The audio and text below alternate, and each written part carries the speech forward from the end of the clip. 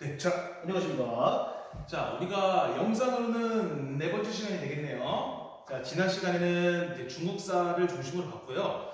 자, 이번 시간에는 이렇게 교과서 46쪽에서 80쪽, 즉 대주제 크게 2단원에 있는 일본사의 전체 내용을 아우렀는데, 자, 오늘은 판서가 먼저 돼 있죠. 자, 왜 그러냐면은 이제 중간에 하다가 영상이 다 찍히지 않는데 중간에 핸드폰으로 전화가 오는 바람에 영상이 다 안 찍히고 저는 그게 그대로 그냥 다 했다가 보고 안 돼서 다시 재촬영을 하는 거거든요. 그러니까는 이제 그렇게 잘 봐주시면 되겠습니다.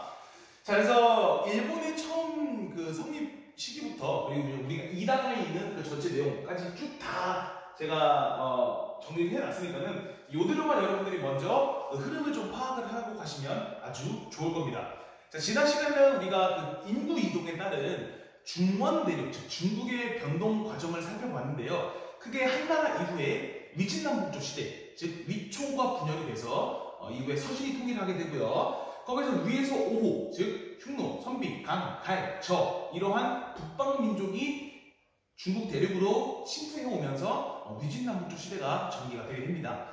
그 과정에서 북위가 재통일을 하는데 거기 북위의 군주 중에 효문제라는 아주 중요한 군주가 있었죠. 그거는 여러분들이 반드시 잘 기억해 주세요. 즉 한화 정책을 진행을 하게 됩니다. 자, 그리고 그 뒤에 이어져 있는 수나라, 당나라, 그리고 그 수나라, 당나라와 그 북방에 있는 몽골 초원에 있는 뭐 돌걸, 위구르와의 관계, 그리고 티베트권에 있는 티베트권에 있던 그 송첸칸부왕이라고 그랬죠. 그 국가들과의 그런 여러 관계들을 여러분들이 잘 봐주시면 되겠고요. 자, 이번에는 일본사를 한번 가도록 보겠습니다. 자, 일본사 같은 경우는요. 자, 먼저 아셔야 될 게 한반도, 중국보다 발전이 가장 느린 그런 국가였습니다. 자, 그렇게 되면은 먼저 이제 3세기경의 모습을 역사에서 조금씩 일본이 보이게 되는데요. 자, 3세기 야마타이국이라는 그런 정치체제가 등장을 해요. 자, 이건 어떤 특정 국가의 모습보다는 약 100여 개의 소국으로 이렇게 분열이 되어 있다가 이 여왕 이름 하나 여러분들 잘 기억을 해주세요. 히미코 여왕이 등장을 하거든요. 그래서 그 히미코 여왕의 야마타이국을 중심으로 연맹국가 체제를 이루게 됩니다. 연맹국가. 그렇게 알고 하시면 되겠습니다. 자, 그래서 이 히미코 여왕이 왜 많이 나오냐면은 여기 있는 인구 이동과 관련이 있습니다. 자, 왜 그러냐면은 이때 당시 여러분들 우리 그 히미코 여왕 당시 중국이 그 이제 위진남북조로 분열이 돼가지고 그런 좀 복잡한 시기가 있었는데 그때 당시 중국의 위나라와 이 조공채권 그러니까 서로 이제 교역하는 이제 그런 관계를 맺으면서 오히려 중국에게 친위외왕이라는 이러한 호칭을 얻으면서부터 부각이 되게 됩니다. 그러니까는 여러분들이 히미코 여왕, 친위외왕. 이 위가 그 중국의 그겁니다. 여러분들이 요거 잘 보아주시면 되겠습니다. 자, 야마타이국에서 히미코 여왕 그리고 친위외왕이라는 책봉. 자, 그리고 이후에 이제 4세기에서 8세기 정도 되면은 이 야마토 정권, 드디어 이제 국가들의 모습이 조금씩 등장하는 그런 과정을 보이게 됩니다. 자, 여기서는 제가 4, 5, 6, 7세기 크게 세기별로 나누어서 제가 말씀을 드릴 건데요. 자, 중요한 부분은 제가 따로따로 계속 말씀드려 보겠습니다. 여러분들이 반드시 아셔야 될 내용들이요. 자, 먼저 4세기경 가보시면요. 자, 인구 이동이죠. 여기 있는 도레인이 이주하게 됩니다. 자, 도레인이 누구냐면요. 도레인 같은 경우는 한반도에서 건너온 사람들이라고 생각을 하시면 돼요. 한반도에서 건너왔습니다. 자, 그러니까 그 문화 전파 경로가 어떻게 되냐면은 중국으로부터 한반도가 수용을 합니다. 자, 그런 문화 체제를 한반도 사람들이 일본으로 건너가서 이렇게 여러 가지 문화를 전파를 해주게 됩니다. 그러니까는 이 도레인의 이주로 인해서 야마토 정권 수립에 많은 영향을 미치게 되고요. 자, 그리고 우리 가야의 위치가 어딘지 아시죠? 한반도 그 남쪽에 위치했는데 굉장히 철기라 이런 농업지대도 우수한 지역이었는데 안타깝게 신라와 고구려 압박으로 큰 그 강성을 못했던 그런 국가였죠. 자, 근데 이 가야의 철기 문화가 야마토 정권에 전해지면서 요런 토기 이름 하나 잘 들어보세요. 이 세기 토기가 일본의 세기 토기가 양성이 되는데 많은 영향을 미칩니다. 이 야마토 정권에서는 여러분들 두 가지, 이 도레인 이주와 그리고 여기는 가야 문화에 영향을 받은 스에키 토기 이 두 가지 잘 기억을 해주시면 되겠습니다. 자, 이 토기 같은 경우는 우리가 교과서를 보시면서 제가 다시 어떻게 생김새를 말씀드릴 테니까는 일단 여러분들이 명칭 흐름만 잘 기억을 해주세요. 자, 그리고 이제 5세기 때 넘어오면은 뭐 시성제도라고 나와 있는데 이게 뭐냐면은 우리나라로 따지면은 이 성씨 보시면 돼요. 그래서 어떤 특정 성씨가 지배하는 이제 호족들이 조금씩 생겨나면서 그리고 중국 남조와 교류를 하면서 왜 오왕시대라고 전해집니다. 크게 중요한 내용이 아니고요. 자, 그 다음 6세기 넘어오면은 백제 불교를 수용합니다. 백제 불교를. 특히 우리가 삼국시대에서는요, 백제와 일본과의 관계가 굉장히 끈끈했기 때문에 백제에 의해서 일본이 불교를 수용하게 돼요. 자, 그런데 그 불교 있는 그대로를 일본이 수용을 하는 게 아니라, 자, 여러분들 혹시 일본 들어보셨나? 일본에는요, 상당히 다양한 신들이 있어요. 엄청 많은 신들이 있습니다. 뭐, 이것저것 따지면 거의 뭐 1억에 가까운 그런 여러 가지 고유 신들이 등장한다는데, 그 고유의 신과 불교가 합쳐지게 됩니다. 자, 그거를 좀 이제 어려운 말로 신불습합이라는 그런 단어가 등장을 하는데, 그래서 일본의 이런 불상도 상당히 좀 독특한 불상이 등장하게 됩니다. 그것도 교과서를 통해서 사진과 다 자세히 보도록 하겠습니다. 신토, 고유의 사상과 불교가 이어나가고 했다는 거예요. 이게 신불습합이라고 하시면 되겠습니다. 크게 뭐 중요도로 따지면 뭐 한 중간 정도 되는데, 자, 가장 중요한 건 여기는 7세기의 모습이에요. 자, 7세기의 모습에 일본 이 야마토 정권에서 상당히 여러분들 자주 등장하니까 알아두시면 아주 좋을 거예요. 자, 뭐냐면은 인물이 등장을 해요. 여기는 쇼토쿠테자가 등장을 하는데, 쇼토쿠테자. 자, 이분이 개혁합니다. 자, 먼저 여기저기서 이제 불교랑 그리고 중국에서 있었던 유교 이러한 여러 가지 종교를 받아들이면서 먼저 국가의 체제인 이 17조 헌법을 제정을 하게 됩니다. 말 그대로 헌법이에요. 법 체제. 자, 그러면서부터 이 불교와 관련된 호위사 5층목탑을 건립을 하게 되고요. 우리나라와 불국사처럼 상당히 중요한 이러한 탑입니다. 자, 이렇게 어느 정도 쇼토쿠테자가 법이나 이런 걸 어느 정도 기반을 다져놓은 다음에, 자, 그 다음에 보이는 이 다이카게시. 자, 이것도 상당히 중요한 개념이거든요. 자, 645년에 다이카게시, 즉 어떤 특정 개혁이 발생을 하게 됩니다. 자, 무슨 개혁이냐면은 원래는 이제 여러 가지 그때 동아시아의 주로 그런 법 체계를 이제 받아들이는 그러한 개혁이었는데, 자, 이렇게 뭐 시성제도를 통해서 이미 그 옛날 호족 구세력이 자리를 잡고 있었기 때문에 개혁하기는 상당히 쉽지가 않았습니다.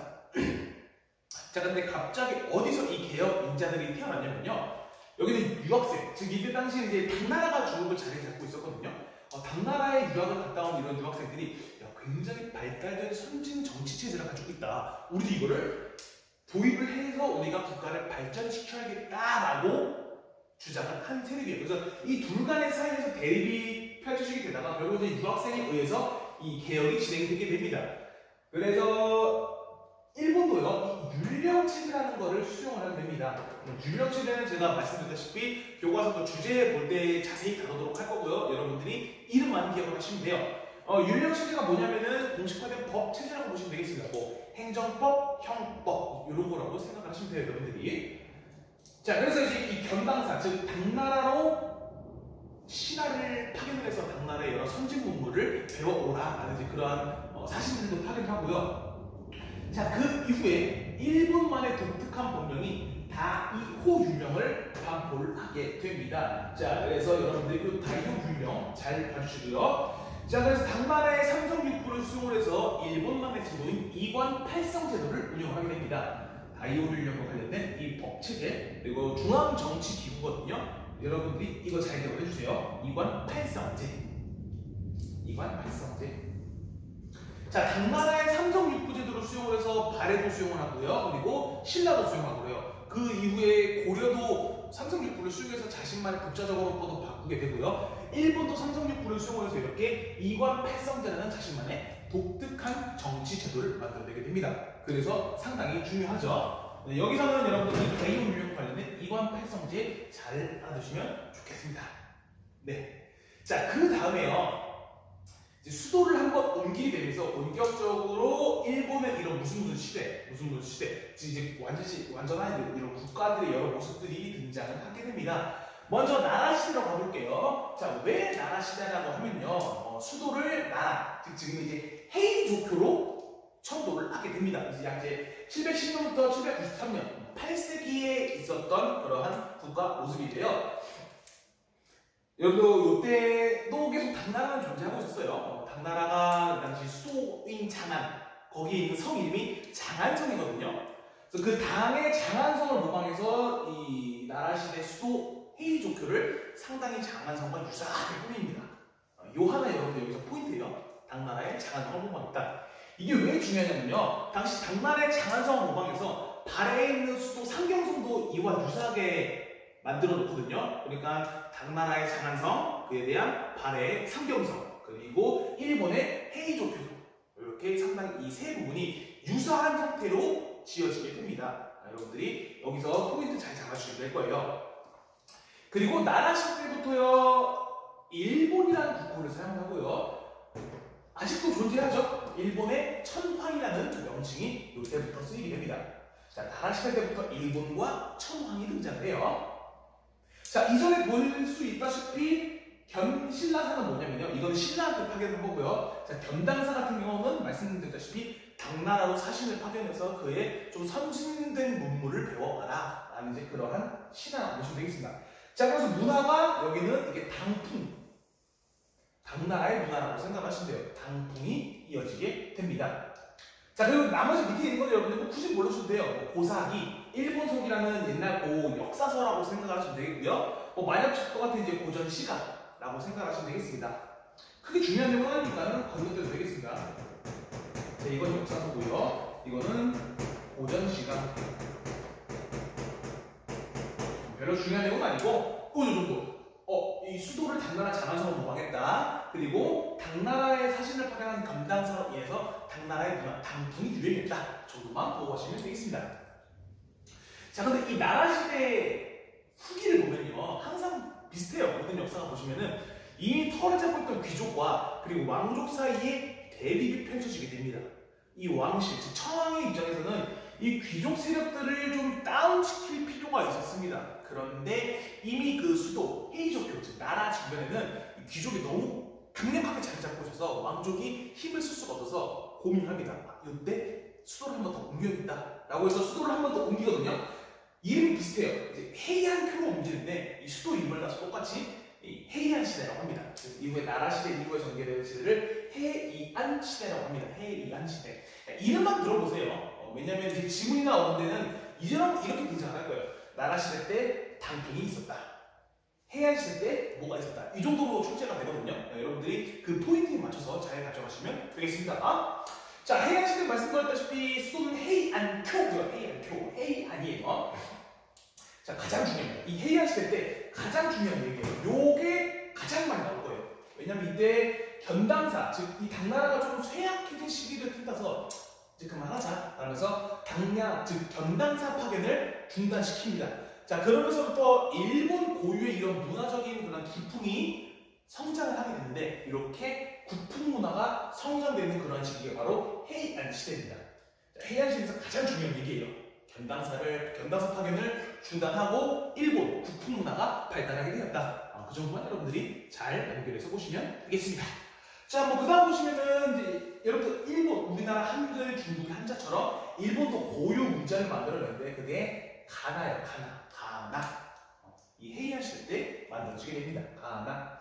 그래서 뭐 이제 이 와카라는 좀 고유 시가도 쓰여지게 되고요. 그리고 겐지 이야기도 뭐 장편소설이 쓰여지게 되는데 크게 중요한 내용은 아니고요. 여기서 이 두 가지 견당사 얘기와 가나 정도만 여러분들이 보아주시면 되겠습니다. 자, 헤이안 시대의 말들은 똑같아요. 왕실의 권한이 굉장히 또 왕실의 힘이 약해집니다. 자, 그러다 보니까는 주변에 있던 이런 치안 문제도 발생하고요. 자, 치안이 잘 형성이 안 되어 있으니까는 서로 토지에 대해서 서로의 소유권을 주장을 하면서 이 토지를 둘러싼 분쟁이 엄청나게 격화되게 됩니다. 자, 그 과정에서 농민들은요, 어쩔 수 없이 국가의 보호를 받지 못하니까는 이 자신들의 영토, 영역을 지키기 위해서 스스로 무장해서 보호를 할 수밖에 없어요. 자, 그렇기 때문에 이때부터 여기에 있는 이 무사계급, 이 헤이안 시대 말기부터 무사계급이 등장하게 되는데 흔히 여러분들이 알고 있는 사무라이 계급이에요.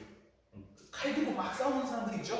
뭐 잘못하면 이제 푹 찔러서 이제 활복 자살이라는 하는 이제 그러한 특징적인 계층인데 이 무사계급이 됩니다. 그래서 이후에 해양 시대 이후에 등장하는 이런 일본 정권들이요, 다 이렇게 무사 계급에 의해서 형성된 정권이에요. 그러니까 여러분들이 그 특징을 좀 여기서 구별을 해주시면 되겠습니다. 아, 이때부터 무사들이 점차 등장하게 됐구나.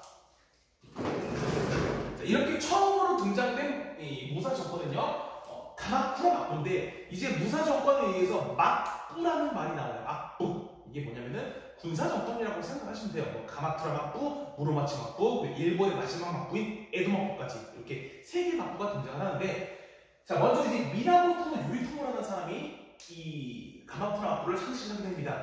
굉장히 여러분 일본인이 이름이라 이름이 어렵죠. 미나모토 요리토모. 여기 그 헷갈리시면 안 되는 게, 여기 있는 천황. 천황은 여러분 존재하는 거예요. 자, 대신에 힘이 있을까 없을까? 그쵸? 힘이 없어요. 천황은 그냥 이제 실질적인 존재고요. 오히려 형식적인 모든 권한은 이 막부, 즉 무사계급이 가져가게 되는데, 그 중에서도 이 최고의 무사를 이렇게 볼 수, 우리가 쇼군이라고 합니다. 쇼군. 그래서 그때 당시 있었던 천황으로부터 미나모토 요리토모가 이러한 분쟁을 정리를 하니까는 정의 대장군이라는 이러한 호칭을 천황으로부터 받게 됩니다. 정의 대장군. 이걸 굳이 왜 써냐면요, 가끔 여러분 그 기출문제 보시면은 사료 안에 독이나 그런데 정의 대장군이라는 말이 나오면은, 아, 이거 가마쿠라 막부 이야기구나, 여러분들 그렇게 추론해서 접근을 하시면 아주 좋을 거예요. 그래서 미나모토 요리토모가 창시한 가마쿠라 막부가 있습니다. 네, 그렇게 알고 가시고요. 이렇게 말씀드렸다시피 천황은 형식적인 존재, 오히려 이 막부를 창시한 쇼군이 그 실권을 갖고 있는 그러한 형세가 펼쳐지게 됩니다. 자, 그러면서부터 일본도 이제 지방분권적인 이 봉건 체제가 형성이 되게 되는데요. 조금 우리가 중국에서 그 하상주 볼 때 봉건 체제랑은 조금 다소 다른 개념인데, 여기는 무사들 사이, 이렇게 무사들 사이에서 주종관계가 형성되는 그러한 공동 관계입니다. 근데 내용은 비슷해요. 뭐 토지를 주어주고, 그리고 그 밑에 있는 군사들은 위에 상위 쇼군한테 군사적인 의무, 그리고 뭐 봉건, 특사물 이렇게 납품을 하고는 그러한 제도랑 상당히 비슷한데, 이것도 여러분 이 봉건제가 뭐냐 하면 제가 이제 교과서를 통해서 좀 자세히 보도록 하겠습니다. 아시겠죠? 자, 그러면서 이 문화적인 측면으로는 그때 당시에 가마쿠라 막부가 이 성리학을 도입을 하게 됩니다. 성리학. 이 얘기도 종종 등장을 하거든요. 그러니까 성리학을 도입을 하게 됩니다. 여러분들이 아시는 그 성리학을 우리가 고려 말에 도입을 해서 조선이 완전 그 성리학 체제를 갖게 되죠. 그 성리학을 말합니다. 자, 이게 이제 문화적인 측면이고요. 자, 경제적인 측면에서도 이게 진짜 자주 등장을 하거든요. 자, 이 시기 때 이제 당나라가 멸망을 하고, 이후에 이제 송나라가 다시 한번 정권을 장악하게 되는데, 그 송나라, 중국의 송나라로부터 동전이 대량으로 가마쿠라 막부로 유입이 되게 됩니다. 그러면서부터 이 가마쿠라 막부의 화폐 경제가 상당히 성장하는 그러한 모습을 많이 보여요. 네, 그러니까는 요 정도 이거 잘 알아두세요. 송나라 동전이 대량으로 유입돼서 화폐 경제가 발달했다. 자, 그리고 요때 당시 이 가마쿠라 막부 후기 때요, 이미 그때 중원대륙은 몽골이 싹 장악을 합니다. 몽골을 장악을 해서, 이 고려도 오히려 장악을 했죠. 그래서 고려와 몽골, 즉 여몽연합군이 일본의 침범을 두 차례 걸친 침략을 하게 되는데요. 이거를 이 가마쿠라 막부가 잘 막아내요. 자, 그 군사력이 굉장히 강력해서 막아낸 게 아니라, 여러분 몽골 같은 경우는요, 북방 초원을 막 말 타고 달리던 민족이었거든요. 그러니까 해상 세력이 조금 약해요. 그런데 배를 타고 가다가 안타깝게도 이 두 차례에 걸쳐서 폭풍, 즉 뭐 태풍이나 그런 영향 때문에 싸워보지도 못하고 이 고려와 몽골의 연합군이 후퇴를 하게 돼요. 후퇴를 하게 됩니다. 자, 그때 일본에서 무슨 영향이 있었냐면요, 이 신국사상, 제가 말씀드렸죠? 어디서? 일본 고유의 신들. 이런 신들이 더 많이 생기게 돼요. 이 신들이 우리를 보호해주거라 나가면서 진짜 이때도 많았지만은 더 많은 신들이 생겨나게 되면서 일본의 그러한 고유한 종교 풍습이 거의 이 시기 때 정착이 되게 됩니다.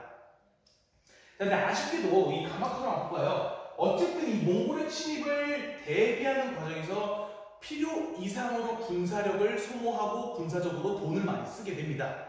그러면서부터 이렇게 쇠퇴를 하게 되는데, 이 가마쿠라 막부가 쇠퇴하게 되면서 이전에 형식적인 존재였던 이 천황이 기회를 잡게 돼요. 이때를 통해서 우리가 막부를 타도하자. 막부를 없애고 다시 한번 천황의 권한을 우리가 높이 세우자라고 다짐을 합니다. 자, 그래서 그 당시 뭐지? 고다이고 천황이 이 막부 타도 운동, 막부를 없애자. 그러니까 이제 이 가마쿠라 막부, 즉 무사 정권을 없애고 다시 예전의 정권으로 돌아가자라고 개혁을 합니다. 그런데 안타깝게도 이게 성공할까 실패할까? 실패로 돌아가게 됩니다. 실패로 돌아가게 돼요. 자, 그러면서부터 이후 이 혼란스러운 틈을 타서 다시 한번 이 가마쿠라 막부를 종료시키고 무로마치 막부가 새로운 정권으로 등장을 하게 됩니다. 근데 무로마치 초기에는요 조금 그 복잡한 형태가 전개가 돼요. 자, 이 부분은 조금 여러분들 중요한 내용 아니니까는 잠깐 이 흐름 참고적으로만 보아주시면 되겠습니다. 자, 무로마치 막부 때요 이 아시카가 다카우치라는 이 인물이 찬성을 하게 되는데요. 이때 당시에는 일본이요 남북으로 나뉘어서 서로 대립하는 또 남북조 시대가 있었거든요. 남북조 시대 같은 경우는 보시면은 자, 이 북쪽 같은 경우는 여기는 이제 고다이고 천황. 원래 여러분 그 아셔야 될 게 이 막부 시대는요 천황은 계속해서 존재를 한 거예요. 형식적인 존재지만 천황은 계속해서 존재를 했어요. 자, 고다이고 천황이 여기는 아시카가 다카우치를 인정을 안 했습니다. 왜냐하면 당연하죠. 자신은 이 막부를 없애고 권력을 회복해야 되는데 오히려 막부가 다시 생겼어요. 그러니까는 이 아시카가 가문을 인정을 하지 않으니까요.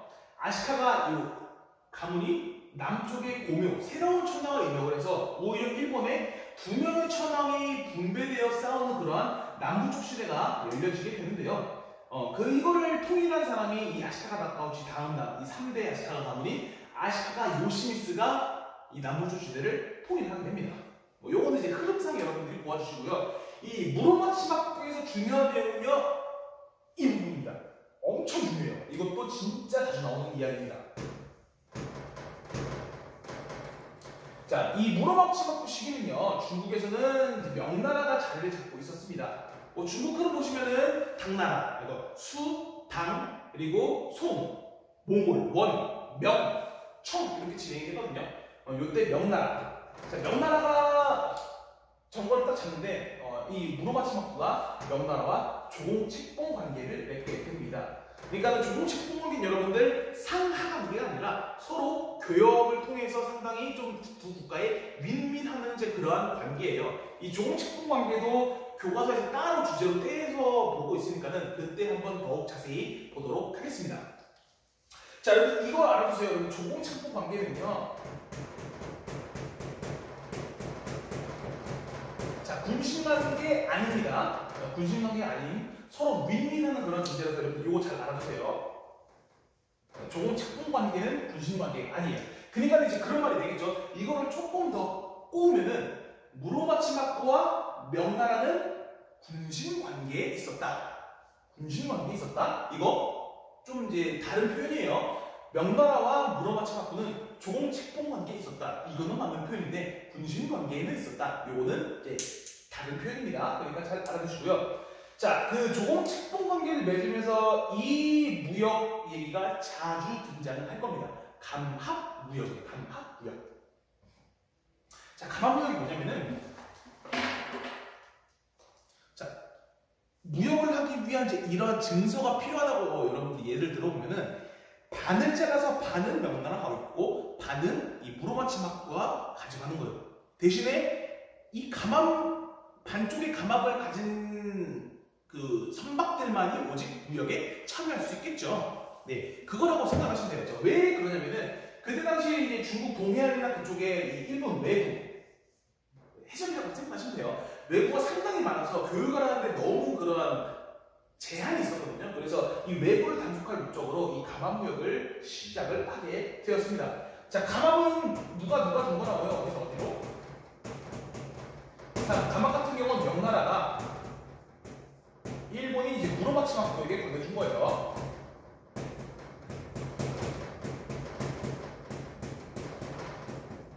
네, 이것도 진짜 상당히 중요한 내용이니까는 잘 보시면 되겠습니다.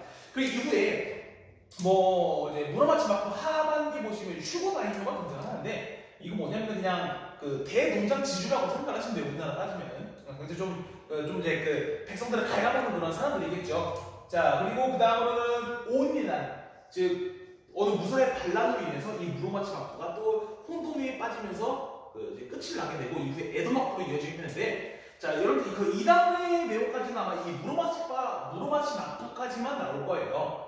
그러니까 여기서 어쨌든 굉장히 많은 족수죠. 46쪽부터 80쪽에 이르는 이 일본사를 제가 싹 다 정리를 해왔으니까는, 자 여기서 여러분들 흐름만 잘 보시면 돼요. 다 알아야겠다라고 여러분들 생각을 하지 마시고요. 제가 이렇게 중간중간에 강조드렸던 이런 내용들만 좀 주의 있게 보아주세요 돼요. 자, 특히 잘 등장하는 경우는요, 이런 것들. 견당사 파견된 거, 폐지. 그리고 여기 있는 이 동전 이야기, 몽골 이야기, 그리고 여기 있는 가방무역 이야기. 그러니까 말씀드렸다시피 서로 어떤 국가의 단독적인 문제가 아니라 일본, 중국, 일본, 한국, 일본, 중국, 한국 이 세 국가가 서로 연결된 그 연결고리가 자주 출제 포인트니까는 그렇게 여러분들이 보시면 되겠습니다. 이것도 이렇게 제가 말씀드릴게요. 몽골의 시립격대 이것도. 네, 그러니까 이제 이런 그 연결고리만 여러분들이 잘 보아주시면 되겠습니다. 자, 일본사 같은 경우 여러분들 아마 진짜 처음 들어봤을 거예요. 그 중학교 때 세계사를 하지 않았다면 이제 이건 진짜 이건 미나모토 유리토모 아시카가 다카우치 아시카가 요시미스 굉장히 어려운 말들이 등장을 할 텐데 아쉽게도 좀 이제 출제가 되는 부분들이니까는 여러분들이 조금 주의 깊게 봐주시고요. 말씀드렸다시피 제가 포인트로 잡는 이제 그런 부분들만 잘 보아주세요. 뭐 어차피 교과서를 통해서 한 번 더 볼 거니까는 그때 복습이다 하시고 다시 잘 보아주시면 되겠고요. 자, 똑같이 이것도 아마 여러분들이 캡처해 주시면 아주 좋겠죠. 캡처해 주시고, 자 여러분들 이제 잘 그 필기하시면서 이따 나중에 추후 그 오프라인 계약할 때 저한테 잘 제출해 주세요. 아시겠죠? 자, 그러면은 이제 질문 있으면은 중소 때나 남겨주시고요. 그러면은 우리는 다음 영상에서 찾아뵙도록 하겠습니다. 자, 여러분 캡처 잘 해주시고 안녕.